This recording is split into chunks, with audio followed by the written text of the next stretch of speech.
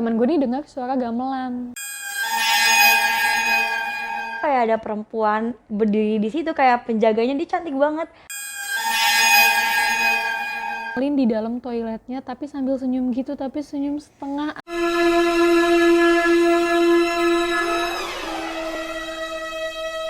Halo Pipsian, selamat datang kembali di Pipsianer episode 5. Kalian pasti tahu kan dari sound dan cuplikan tadi kita mau bahas apa? Yap, benar banget. Di episode kali ini kita bakal ngobrol-ngobrol tentang hal-hal yang bikin bulu kuduk berdiri dan bikin merinding nih. Buat yang penasaran, jangan lupa disimak podcast kita sampai habis. Dan bagi yang takut, jangan lupa ajak teman kalian untuk nemenin biar nggak makin takut. Urban legend atau cerita-cerita mistis itu nggak bakal lepas dari kehidupan atau tempat yang kita tahu nih guys. Walaupun nyeremin dan bikin bulu kuduk berdiri, tapi cerita mistis itu seru banget untuk disimak dan dibahas apalagi kalau kita ada di sekitar tempat tersebut. Nah, episode kali ini hadir untuk kalian yang penasaran dan pengen tahu tentang cerita horor dan juga urban legend yang selalu menghantui UNJ. Tapi jangan tegang dulu nih, biar akunya juga gak merinding dan takut sendirian. Jadi hari ini aku akan ditemani sama bintang tamu yang asik dan seru banget untuk nemenin kita dalam Pipsianer edisi horor hari ini. Tapi sebelum itu kita sambut dulu nih kedua bintang tamu kita, yaitu ada Kaninda. Halo Kaninda. Halo. Dan juga ada Kak Feby. Halo Kak. Halo. Oke Kaninda, gimana nih kabarnya dan perasaannya untuk hari ini? Baik, terus juga siap apa enggak? Siap dong pastinya. Udah mengumpulkan manifest dari WNJ Manifest untuk membacakan cerita horor. Oke, kayaknya Kaninda udah siap banget nih buat podcast horor hari ini. Gimana nih buat Kak Feby?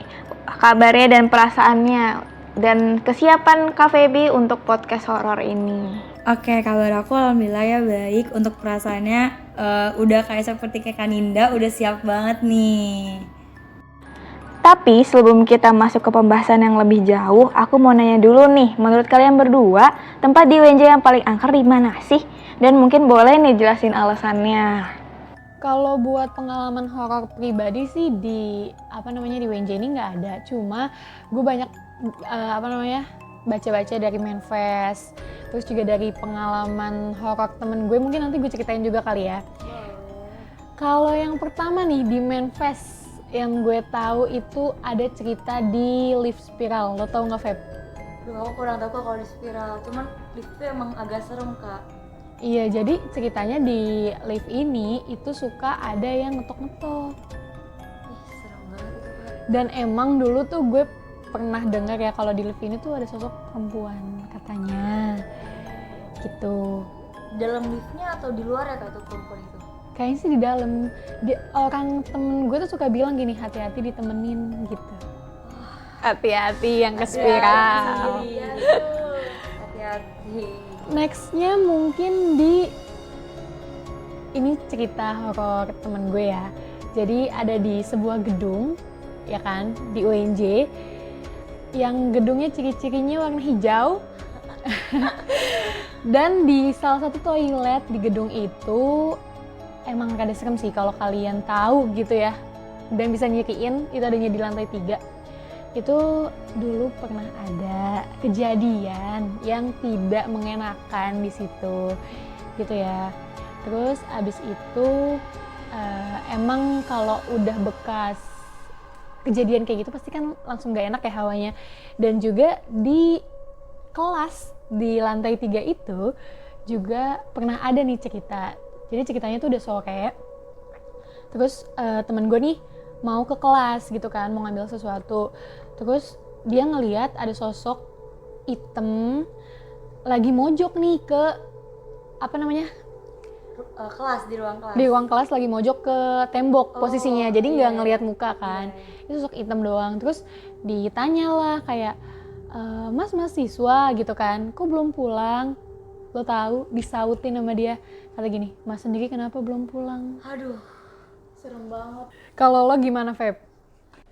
Kalau aku ini sih Kak, karena aku jarang banget pulang malam dan aku jarang menemui mistis-mistis di UNJ. Paling karena aku sensitif orangnya, kakak tahu tempat parkiran mobil itu kan pohon-pohonnya gede-gede ya Kak? Oh, yang menuju GDS? Iya, itu aku kadang kalau misalnya pulang rapat, kayak aku tuh kayak ngerasa udah beda aja hawa aku, dan aku nggak mau mengikuti hawa-hawa itu doang. Aku kayak ya udah aku jalan fokus, karena ya kalau misalnya kita ngikutin hawa dia malah gak senengan gitu Kak. Aku ngerasanya gitu. Oh jadi kalau sosok itu tuh kalau makin dirasa itu dia makin seneng ya? Iya, dia makin seneng. Makanya aku kadang kayak, oh udah nih, udah cukup. Udah aku kayak gak mau ngerasain itu gitu.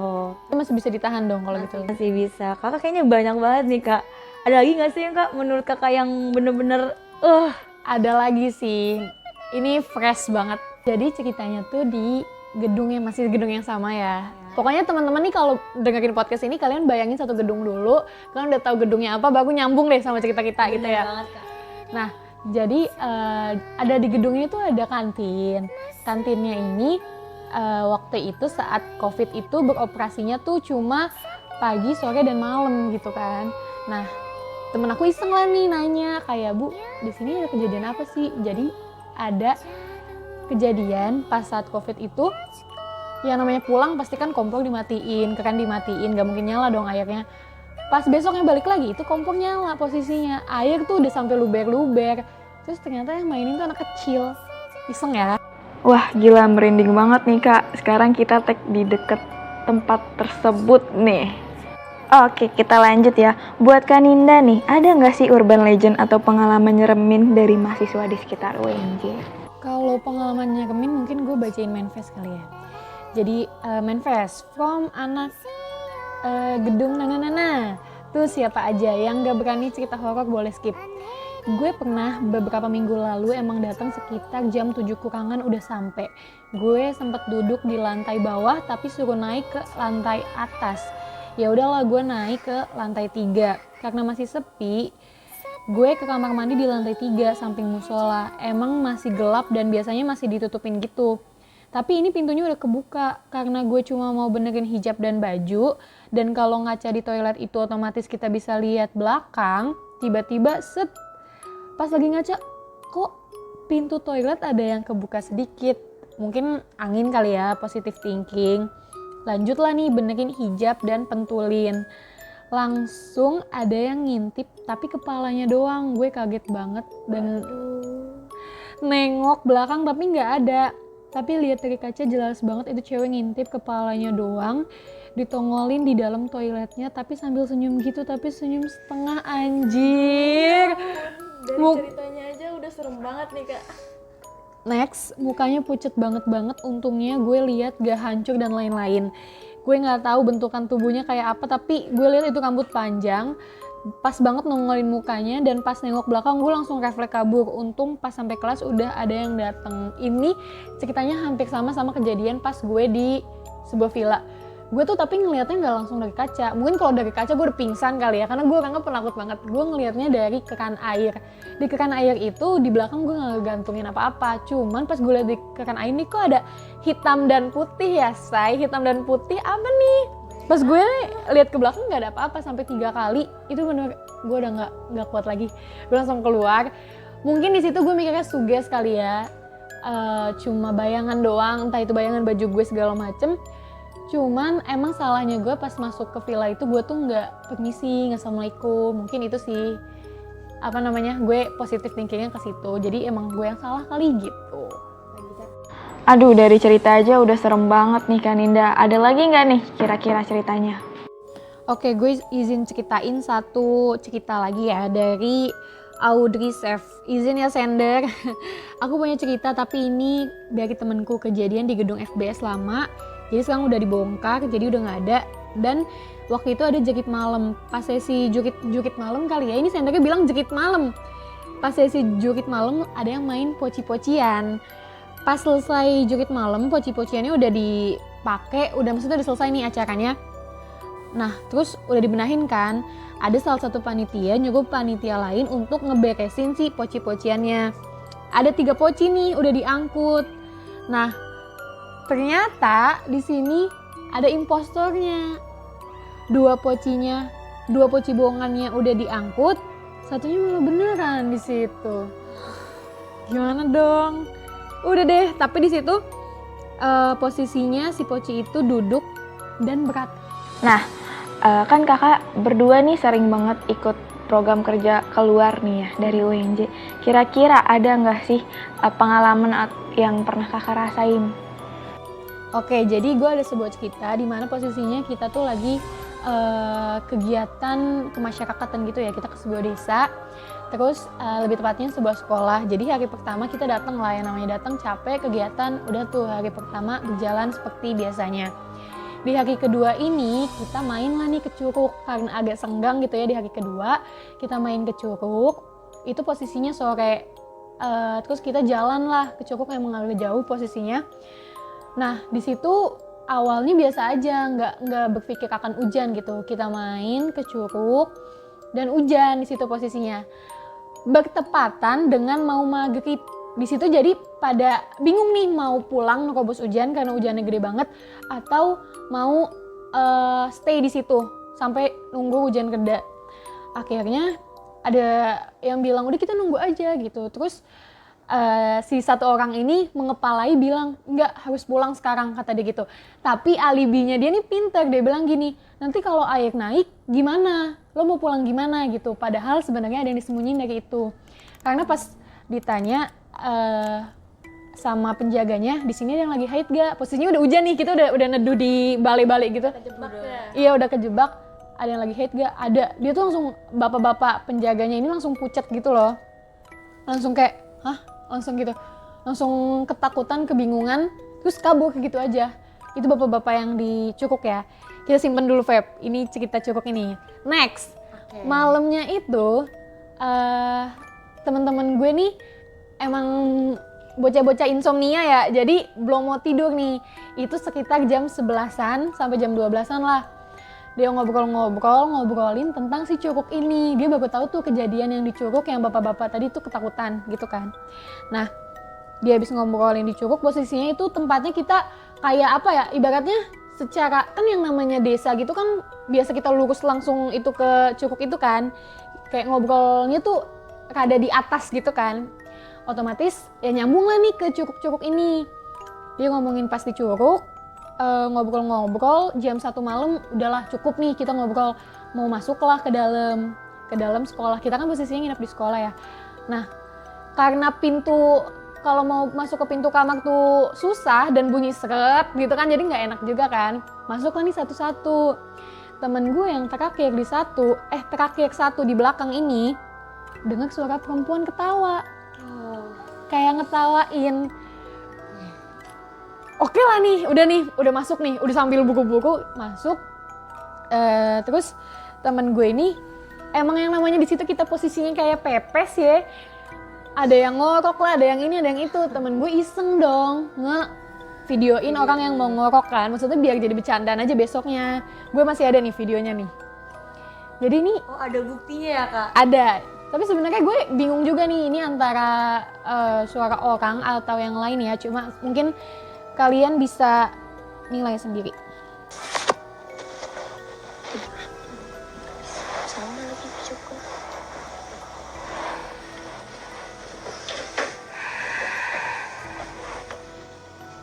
Nah, sekali lagi ya. Sekali lagi.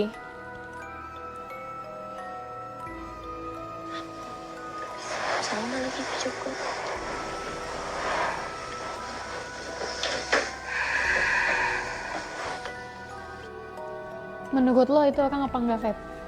Menurut aku sendiri yang aku dengar, karena aku udah berulang-ulang dengar dan yang kakak ceritain itu kan karena teman-teman kakak sendiri kan nggak dengerin ya, maksudnya lebih melawan tantangan itu ya.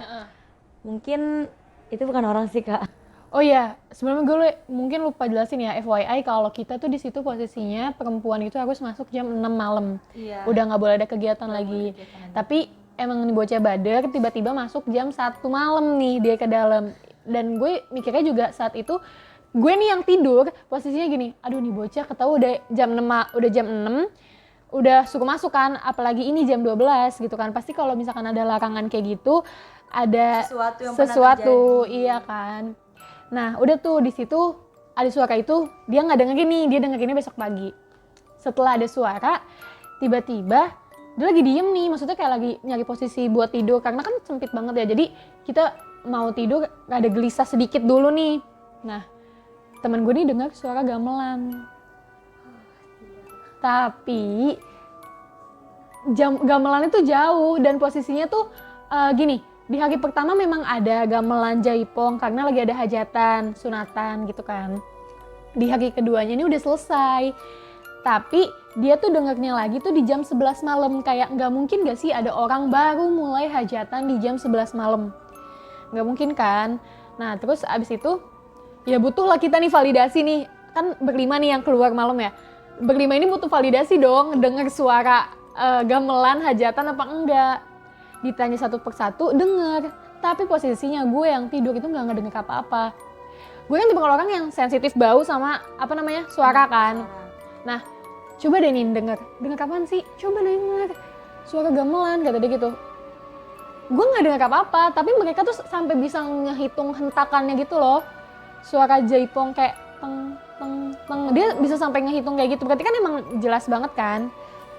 Nah lanjut lagi, setelah suara gamelan itu, si temen gue nih dengar suara, ini final chapternya sih, kayak suara tokek yang gede banget sampai akhirnya mereka semua tidur yang kayak saling peluk-pelukan gitu sih. Oh iya. Itu terakhirnya. Nah besok paginya dia nanya nih sama ibu-ibu warlock di situ, Bu tadi malam ada hajatan ya, kata dia gitu. Oh iya itu mah adik saya ngadain hajatan, kalau nggak salah sunatan. Enggak Bu, baru tadi malam, kata dia gitu. Enggak lusa, kata dia gitu. Enggak Bu, maksud saya tadi malam ada hajatan enggak gitu kan. Mungkin awalnya ibunya miskom. Enggak ada hajatan, langsung gitu kan. Neng dengar apa, katanya gitu kan. Iya saya dengar kayak hari pertama Bu, kayak suara hajatan, katanya gitu kan. Oh enggak ada kok, kata dia gitu. Itu Neng salah dengar aja kali, di sini mah insya Allah aman Neng gitu. Ibunya kayak berusaha meyakini kita. Nah itu kan gue ngerasanya mungkin mereka diketawain sama yang punya curug nih, ya kan? Karena menurut gue kalau posisinya nih kayaknya emang lo nggak boleh ngomongin tentang si curug ini. Menurut lo gimana Feb? Oke, kalau ngomongin curug, karena aku sendiri gitu Kak ngalamin, melihat gitu sosoknya. Jadi karena pas survei buat kegiatan ini, aku tuh lagi capek keadaannya Kak. Aku tuh nggak boleh keadaan capek Kak. Aku kalau misalnya ngelihat sesuatu tuh pokoknya kalau udah capek ya aku sensitif. Dan aku kan itu curugnya emang agak curam ya Kak, perjalanannya kayak kita ngelewatin batu-batu, iya gitu-gitu. Nah itu, dan di situ aku udah mulai gak enak, dan tapi aku tetap seru nih pasti curugnya. Aku baru pertama kali juga ke curug dan mama aku juga ngarang aku tuh ke curug sebenarnya. Oke, aku jalan, tiba-tiba kalau Kakak lihat di curug itu, di sungai itu kayak ada tempat kayak gimana ya bentuknya, kayak goa gitu, goa kecil yang untuk keluar airnya itu. Iya paham gue. Di situ Kak aku ngeliatnya itu kayak ada perempuan berdiri di situ, kayak penjaganya, dia cantik banget. Tapi dia nggak marah, nggak curi, cuma ngeliatin kita. Dan di sampingnya tuh ada ular besar. Lo lihat mukanya jelas. Aku ngeliat dan aku disenyumin di situ. Dan di situ aku ngajak pulang orang-orang. Aku kayak udah kayak capek juga akunya, karena takutnya efeknya ke aku gitu. Tapi menurut lo di situ dia welcome nggak sama kehadiran kita? Aku nggak tahu ya, karena mungkin dia tahu itu tempat wisata juga, mungkin dia kayak cuman diem aja. Cuman pas aku ngeliatin, mungkin dia tahu aku ngeliat dia, dan dia senyum ke aku. Tapi senyumnya kayak, Kakak tahu gak sih, kayak perempuan ayu yang kayak Jawa putih, kayak duduk gitu loh, kayak ayu. Posisinya dia tuh kayak benar-benar perempuan. Iya, perempuan cantik. Iya, terus samping itu kayak ada ular gitu. Ularnya tuh gimana tuh? Ular gede. Aku Dua. kanan kiri, iya, kayak dilindungin gitu loh dianya. Kayak ratu gak sih? Iya, kayak ratu. Iya, bisa jadi kayak dibilang ratu gak sih Kak. Dan di situ aku langsung bilang dan aku nggak bilang ke orang-orang di situ, aku cuma bilang ke cowok aku, dan mungkin cowok aku juga yang kasih tahu ke orang-orang juga. Jadi kayak, oh udah pulang, kita pulang. Di situ langsung pulang Kak kita. Kakak ikut gak sih pas survei? Enggak. Oh enggak ya. Jadi mungkin kayaknya yang gue simpulin ya, emang itu Curug belum jadi nggak sih? Sebenarnya itu kan tempat wisata. Iya, itu tempat wisata Kak. Cuman belum jadi. Iya kan? Iya, belum kan? jadi. Dan mungkin kenapa yang kakak bilang penjaganya itu kan dia panik karena dia nggak mau ada tantangannya juga mungkin Kak, terus gak mau efeknya itu ke dia juga, mungkin nanti ada efeknya ke dia gitu. Karena gue dengar waktu itu ada yang sempet kesurupan di situ. Pas posisinya gitu perempuan lagi haid. Mungkin itu kali ya, dia takut kejadian 2 kali gitu. Mungkin. Dan posisinya emang kalau misalkan ada sesuatu hal yang terjadi di situ itu susah buat ngebawa-bawanya. Iya, Karena kan ada curam ya. Kayak batu itu bener-bener curam gitu loh Kak. Bener-bener. Oke, mungkin dari yang udah teman-teman denger nih tadi itu cerita dari Kak Feby dan Kak Ninda di luar kampus. Mungkin selanjutnya aku mau nanya nih, kakak pernah lihat sendiri nggak sih penampakan di sekitar kakak atau pengalaman yang nyebelin banget menurut Kak Feby nih? Oke, mungkin dari aku dulu ya. Jadi kalau aku tentang ini aja sih, pas aku study tour. Aku study tour di Bali waktu SMA, itu aku lagi keadaan capek. Dan aku lagi capek, kita mau ke suatu tempat oleh-oleh Krishna. Itu di situ Krishna. Habis itu aku turun, tapi aku di situ ngerasa capek, jadi aku ngomong ke teman-teman aku nggak usah ikut. Tapi sama guru aku tuh kayak yaudah ayo ikut aja, nggak apa-apa, bakal dijagain juga kalau misalnya entah aku sakit atau apa. Tapi aku tetap nggak enak badan, aku maunya di bis aja. Tapi karena aku ngeliat temen-temen aku kayak seru nih kayaknya, ke bawah ikut turun, akhirnya aku ikut turun. Dan di Krishna itu aku jalan sendiri, dan Krishna tuh kayak ada kaca besar gitu, dan aku kayak ambil satu kain Bali. Kakak tahu kain Bali? Iya, kayak kain Bali kan halus banget ya, kayak aku tuh kayak ini aja, kayak ngaca-ngaca pakai. Nah itu kayak lihat bangku tuh bener-bener kosong banget, tapi aku ngeliat kayak orang lewat tapi aku kayak oh enggak, mungkin orang, karena aku lagi positive thinking banget di situ. Dan akhirnya aku masuk ke suatu tempat. Di situ tuh kita tuh disuruh ngeliat nari kecak Kak, nari apa kecak ya? Iya, nari kecak. Nah di situ aku lagi ngantri untuk masuk ke ruangan itu. Di situ ada kayak gapura, kan kalau gapura Bali itu emang agak sedikit serem ya kayak. Nah di situ emang lagi ngantri untuk masuk. Dan aku sama temen aku lah, kayak temen aku nungguin aku, ternyata pas masuk itu aku nanya ke temen aku, itu ada 2 barong ya ngejagain, emang itu barongnya? Aku bilang gitu kan. Hah, nggak ada, lu salah lihat kali, kata temen aku gitu. Nggak kok, beneran itu barongnya. Pas aku tiba-tiba ternyata dia makin ngedeketin muka aku Kak. Nah itu posisi barongnya di mana? Di gapura kanan kiri. Jadi lo kan mau masuk nih posisinya. Iya, jadi kayak belum kebayang kayak, jadi kayak gapura, kayak pas mau masuk itu kan ngantri.